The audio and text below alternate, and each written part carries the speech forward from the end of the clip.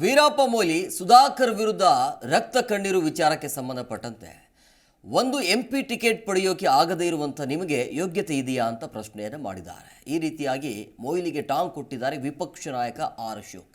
ಕಾಂಗ್ರೆಸ್ ಅಲ್ಲಿ ನಿಮ್ಮ ಬೆಲೆ ಹುಡುಕಿ ಆಮೇಲೆ ಬೇರೆಯವರ ಬಗ್ಗೆ ನೀವು ಮಾತಾಡಿ ಅಂತೇಳಿ. ಸೊ ಮೊಯ್ಲಿ ದೆಹಲಿ ಮತ್ತೆ ಕರ್ನಾಟಕದಲ್ಲೂ ಈಗ ಬೀದಿಗೆ ಬಂದಿದ್ದಾರೆ.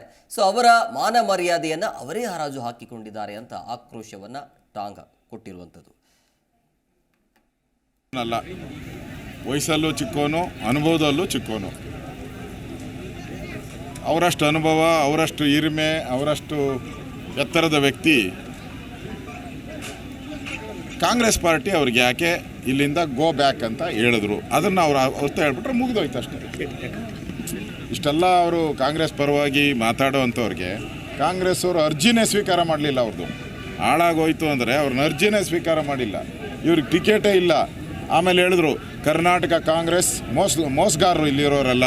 ನಾನು ಡೆಲ್ಲಿಗೆ ಹೋಗಿ ಸೋನಿಯಾ ಗಾಂಧಿಯವ್ರ ಹತ್ರ ನಾನು ಟಿಕೆಟ್ ತಗೊಂಬತ್ತೀನಿ ಅಂದರು. ಅಲ್ಲಿ ಬೀಗ ಹಾಕ್ಬಿಟ್ರು. ಸೋನಿಯಾ ಗಾಂಧಿಯವ್ರ ಮನೇನು ಬೀಗ, ಕರ್ನಾಟಕದಲ್ಲೂ ಬೀಗ ಆಯಿತು. ಈಗ ಬೀದಿಗೆ ಬಂದಿದ್ದಾರೆ.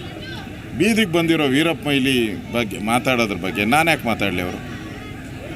ಅವರ ಮಾನ ಮರ್ಯಾದೆನ ಅವರೇ ಹರಾಜು ಹಾಕಂದ್ರೆ ಟಿಕೆಟ್ ಸಿಗ್ದಿರ ಬೇರೆಯವ್ರ ಬಗ್ಗೆ ಕಾಮೆಂಟ್ ಮಾಡೋಕ್ಕೆ ಮುಂಚೆ ನಿಮ್ಮ ಗೌರವ ಏನೈತೆ ಕಾಂಗ್ರೆಸ್ಸಲ್ಲಿ? ನಿಮ್ಮ ಗೌರವ ಕಾಂಗ್ರೆಸ್ ಅವ್ರು ಕೊಟ್ಟಿದ್ದಾರೆ. ನಿಮ್ಮ ಸ್ಥಾನದಲ್ಲಿ ಯಾರನ್ನ ಇದ್ದಿದ್ರೆ ಇಷ್ಟೊತ್ತಿಗೆ ರಾಜೀನಾಮೆ ಬಿಸಾಕಿ ಬರಬೇಕಾಯ್ತು. ಯಾಕೆಂದರೆ ಮಾಜಿ ಮುಖ್ಯಮಂತ್ರಿಗಳಾಗಿದ್ದಂಥವ್ರು, ಕೇಂದ್ರ ಸಚಿವರಾಗಿದ್ದಂಥವ್ರು, 10 ಸ್ಟೇಟ್ಗಳಿಗೆ ಇನ್ಚಾರ್ಜ್ ಆಗಿ ಕೆಲಸ ಮಾಡಿದವ್ರಿಗೆ ಒಂದೇ ಒಂದು MP ಟಿಕೆಟ್ಗೆ ತರೋಕ್ಕೆ ಯೋಗ್ಯತೆ ಇಲ್ಲ ಅಂತಂದರೆ ನಿಮ್ಮ ವ್ಯಾಲ್ಯೂ ಏನು?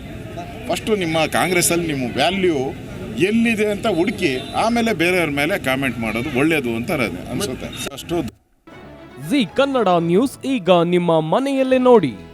ಎಲ್ಲ ಕೇಬಲ್ಗಳಲ್ಲಿ ಈಗ ಲಭ್ಯ.